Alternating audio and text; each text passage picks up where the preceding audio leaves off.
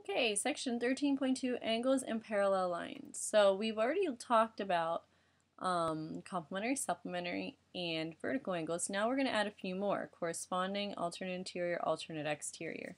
But before we do that, let's take care of a few different vocabulary words. Perpendicular bisector and angle bisector. These are not going to directly relate to what it is we're doing in this lesson, but they may show up in homework problems and whatnot. So they're part of the whole geometry family, so we want to understand them, because essentially we have things that are kind of dividing lines in this lesson. So first we have perpendicular bisector.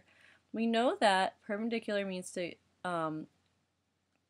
divide with a right angle. So a perpendicular bisector would be like if we had a line coming straight down here and it makes a right angle whenever it does cut through. Okay, so that's perpendicular. Now bisector, if you think you guys dissect a lot of animals in science this year, dissect means, essentially you're like cutting it open, dividing it into sections and things like that. Bisector, if we think of the prefix bi, like bicycle or bicentennial, a lot of different things like that, we know that it splits into two. So what a perpendicular bisector is it divides a segment or a line that divides another segment into two equal portions, two exact lengths. So that's what a perpendicular bisector is. Now related, we have angle bisector. So if I have an angle here, let's say the whole thing is 40 degrees, and I have then an angle bisector that's going to cut through the middle, and it's going to divide it into 20 degrees and 20 degrees. Divide my angle into two equal segments. That's what my angle bisector does. Okay? And I didn't label any of these with letters, but you could go through and actually solve or think of them as that. Okay?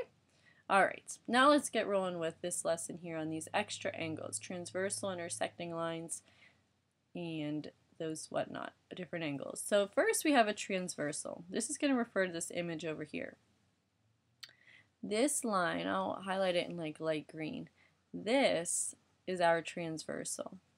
Your transversal is like the main road. If this was a town, the main road of town, the one that everyone has to travel over, where all the transportation goes through, is your transversal. Technically what a transversal is it's a line that crosses two or more other lines. So line crossing two or more other lines. Crossing, let's try again. Line crossing two or more other lines. Okay, so this is my transversal. Now, these other lines are like little side roads. Okay, little side roads of the town. This is where, the back streets, things like that. They cross over the main street. If big trucks are coming through, transporting things, the trans, usually they aren't going to take these little back roads, they're going to take the big roads. So these are extra little side segments. Now with this, when this happens, is we get corresponding angles, alternate interior and alternate exterior. A whole bunch of different angles. 1, 2, 3, 4, 5, 6, 7, 8 are labeling our new angles that appear. And some of them have specific names. So the first one is this.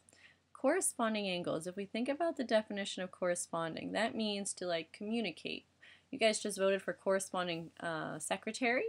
The corresponding secretary's job is going to be to discuss and make sure they talk with the corresponding secretary, Ingomar, as well as Carson, to see what they're doing at their schools and keep things in line.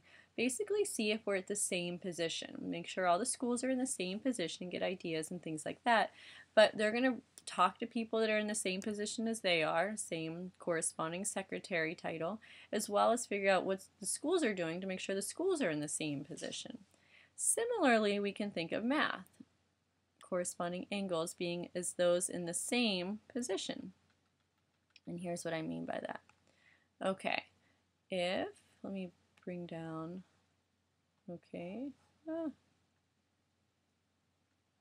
there we go. Okay, this is going to be like my little side covering.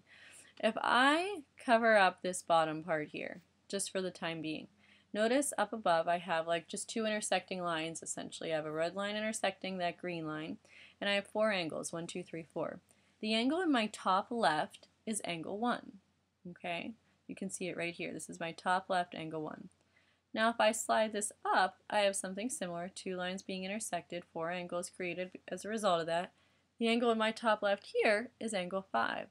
So if I pull that off to the side, we see that the angles in the top left are angle 1 and angle 5. Those are my corresponding angles. So an example of corresponding angles, I'll make a list down here. My corresponding angles are going to be, oopsies, angles 1, sorry, oh, it went all the way away.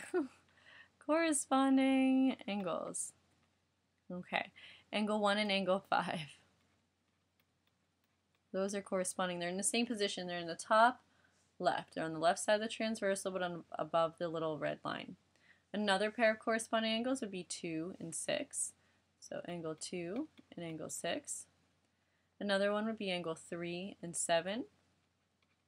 Angle 3 and angle 7. Another one would be angle 4 and 8.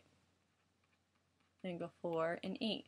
These are all in the same position, and if it helps you to go ahead and cover it, like we did here, cover it, find, all right, 4 is in the bottom left. Down here, 8 is in the bottom left, so 4 and 8 are corresponding.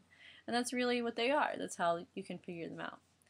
Next, we have alternate interior angles. Now, interior is going to be what happens between these like little side roads. So this distance in here is known as my interior. So 3, 4, 5, and 6, those are all angles that fall on the inside, interior.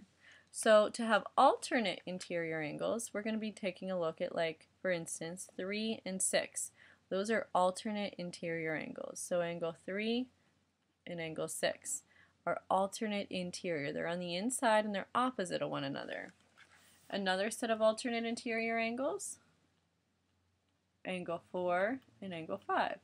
Those are on the interior side, but they're on opposite sides, 4 and 5. 3 and 6, 4 and 5.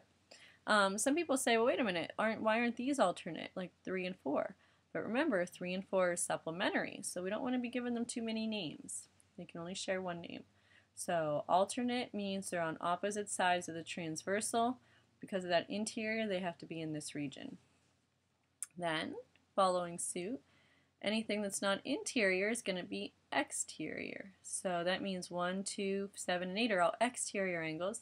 If we want alternate ones, they've got to be on opposite sides of the transversal. So angle 1 and angle 8 are alternate exterior, and angle 2 and angle 7 are alternate exterior. Okie dokes. Let's try example 1. Tell whether the identified angles are corresponding alternate interior or alternate exterior. So angle 1 and angle 8. Now here, this is my transversal. Let me color it in that like lime color. Transversal right here. The region between them is known as my interior. And then the outside is the exterior, I'm sorry. So angle 1 and angle 8. This is going to be angle 1, this is angle 8. First of all, they're on the outside, they're on the exterior. And then, are they on opposite sides of the transversal? Yeah, this one's on top, that one's on the bottom. So these are alternate exterior angles. Angle 2 and angle 6. Okay, angle 2 is right here. Angle 6 is right here. One of them's on the inside, one of them's on the outside. So they're not going to be either interior or exterior. Then we look to see, are they in the same position? 2 is in the top left, or I'm sorry, the top right of this portion. What I mean by that is, if I were to go and bring this down here, covering up not my drawing, but just the transversal line, I'll see that 2 is in the top right. Covering this side up, I see that 6 is in the top right. So that's what I mean whenever I say that they are corresponding. They're in the same position. So these two are corresponding angles. And then the last option are angles 4 and angle 5. Angle 4 is right here, angle 5 is right here. So those both fall in the interior, and yes, they are on opposite sides of the transversal, so these are alternate interior angles. And there you have it. Alright, let's go to the next page. Now we're going to start here looking at something specific. Oh, didn't want to do that.